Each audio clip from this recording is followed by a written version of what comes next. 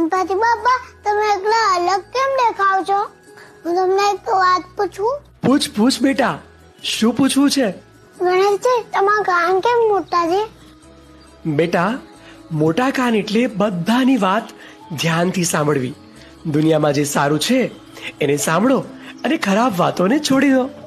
ગણેશજી, મેં આંખો કેમ આટલી નાની છે? બેટા, નાની આંખો એટલે એકાગ્રતા. જે કામ કરીએ તે સંપૂર્ણ ધ્યાન સાથે કરીએ, બાકી બધું ભૂલી જવું. તમારી સૂંઢ આટલી કેમ મોટી છે? લાંબી સૂંઢ એટલે ફ્લેક્સિબિલિટી. જીવનમાં પરિસ્થિતિ પ્રમાણે બદલાવ લાવવો, નાની મોટી દરેક વસ્તુ પહોંચવા માટે સક્ષમ થવું. ગણેશજી, તમારું પેટ કેમ મોટું છે?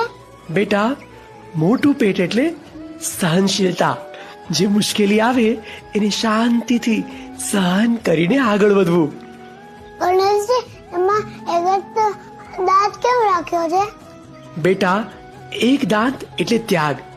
જીવનમાં સાચી વસ્તુ માટે ક્યારેક આપણે થોડું છોડી પણ દેવું પડે. અરે વાહ, હવે સમજાયું. તમે તો અમને જીવન જીવવાનો સાચો રસ્તો બતાવ્યો છે. હા બેટા, જ્ઞાન એટલે શક્તિ. એના પરથી જ તને સુખ, શાંતિ અને પ્રેમ મળશે અને આખું વિશ્વ તને તારા